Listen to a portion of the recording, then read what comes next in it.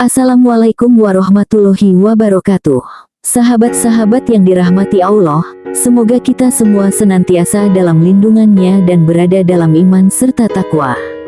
Hari ini, izinkan saya menceritakan sebuah kisah yang penuh hikmah, sebuah kisah luar biasa tentang seorang pria sederhana dari Indonesia yang bermimpi untuk melaksanakan ibadah haji, namun terhalang oleh keadaan yang sulit. Namun, dengan izin Allah, kisah ini menjadi penuh dengan keajaiban dan pertolongan yang tidak terduga. Judul kisah kita hari ini adalah Kisah Pria Indonesia Dibantu Jin Pergi Haji. Mari kita simak kisah penuh inspirasi ini dari awal hingga akhir. Semoga dari cerita ini kita semua dapat memetik hikmah, meningkatkan iman, dan semakin mendekatkan diri kepada Allah Subhanahu wa Ta'ala. Dahulu kala, di sebuah desa kecil yang tenang dan damai di Indonesia, hiduplah seorang pria bernama Ahmad. Ahmad adalah seorang yang sederhana, kehidupannya penuh dengan keterbatasan ekonomi. Dia tinggal bersama istrinya di rumah yang kecil namun hangat. Meskipun hidupnya pas-pasan, Ahmad adalah seorang yang sangat taat kepada Allah. Setiap hari, ia bekerja keras sebagai petani, mengolah tanah yang kering untuk mencukupi kebutuhan hidup keluarganya. Di setiap doanya, Ahmad selalu memohon satu hal kepada Allah, ia ingin sekali menunaikan ibadah haji ke tanah suci Makkah.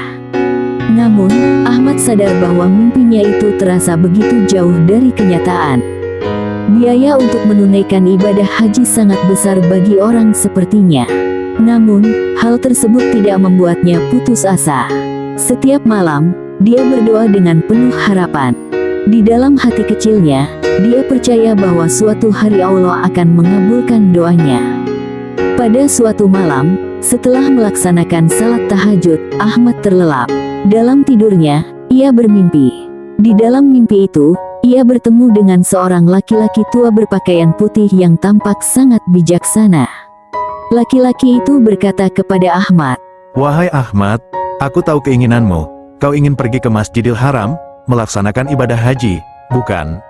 Ahmad terkejut dan berkata, "Iya, benar sekali. Tapi bagaimana aku bisa pergi? Aku tidak punya cukup uang untuk menanggung biaya perjalanan." Laki-laki tua itu tersenyum dan berkata, "Jangan khawatir, wahai Ahmad. Allah Maha Kuasa. Dia dapat mengirimkan pertolongannya dengan cara yang tak kau duga. Bersabarlah dan tetaplah berdoa." Ahmad terbangun dari mimpinya dengan perasaan campur aduk. Ia merasa bahwa mimpi itu bukanlah mimpi biasa. Ada sesuatu yang berbeda, tapi dia tidak tahu apa yang akan terjadi selanjutnya. Beberapa hari setelah mimpi itu, Ahmad kembali menjalani hari-harinya seperti biasa. Suatu sore, saat ia sedang beristirahat di bawah pohon besar di tepi sawahnya, tiba-tiba seorang pria asing mendekatinya. Pria itu berpakaian sederhana namun wajahnya bersinar penuh ketenangan. Pria tersebut menyapa Ahmad dengan penuh hormat. "Assalamualaikum, Ahmad. Aku mendengar doamu setiap malam. Allah mendengar doamu, dan aku diutus untuk membantumu. Namaku Asyar, dan aku bukanlah manusia biasa. Aku adalah jin yang beriman kepada Allah." Ahmad terperangah mendengar pengakuan itu.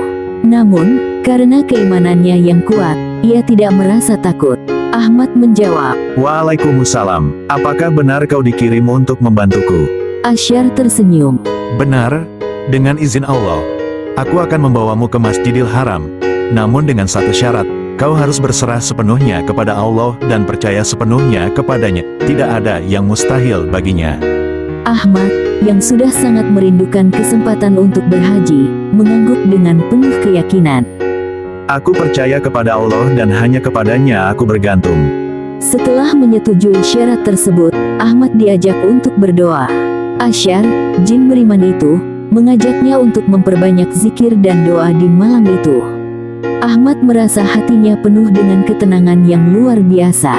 Setelah berdoa, Asyar berkata, "Sekarang, tutuplah matamu dan bacalah basmalah." Ahmad menuruti perintah itu. Ketika ia membuka matanya, keajaiban terjadi. Ahmad menemukan dirinya berada di hadapan Masjidil Haram. Air matanya mengalir deras melihat Ka'bah di depannya. Tak ada kata yang mampu menggambarkan kebahagiaan yang ia rasakan. Ia merasa begitu kecil di hadapan kebesaran Allah. Asyar berkata, Inilah rumah Allah, tempat yang selama ini kau rindukan. Beribadahlah dengan sepenuh hati, karena Allah telah memilihmu untuk datang ke sini dengan cara yang istimewa. Ahmad menghabiskan waktu di Masjidil Haram dengan penuh khusyuk. Ia melaksanakan tawaf, sa'i, dan berbagai rukun haji dengan sepenuh hati. Dalam setiap langkahnya, Ahmad tidak berhenti bersyukur atas nikmat luar biasa ini. Setelah menyelesaikan ibadah hajinya, Ahmad kembali bertemu dengan Asyar. Jin itu berkata, Tugasmu di sini telah selesai. Wahai Ahmad, sekarang saatnya kau kembali ke negerimu. Namun, ingatlah selalu bahwa ini semua adalah karena izin Allah. Jangan pernah lupakan kebaikannya, dan ceritakan kisah ini hanya kepada orang-orang yang kau percayai. Ahmad mengangguk dengan rasa haru. Setelah itu, dalam sekejap mata, ia kembali berada di desanya, di bawah pohon yang sama tempat ia bertemu Asyar pertama kali. Istrinya yang melihat Ahmad berdiri di depan rumah dengan wajah yang bersinar, terkejut. Bagaimana mungkin kau sudah kembali? Bukankah kau tidak pernah pergi? Ahmad tersenyum dan berkata, Dengan izin Allah, aku telah pergi dan kembali. Aku telah melaksanakan ibadah haji. Istrinya menangis terharu, dan mereka berdua bersyukur kepada Allah atas karunia yang luar biasa ini. Sahabat-sahabat yang dirahmati Allah, dari kisah ini kita belajar bahwa tidak ada yang mustahil bagi Allah Subhanahu wa Ta'ala. Seorang hamba yang ikhlas dan tawakal kepadanya, meskipun dalam keterbatasan duniawi, tetap dapat meraih karunia-Nya yang luar biasa. Allah Maha mendengar setiap doa hambanya, dan pertolongannya bisa datang dari arah yang tak terduga.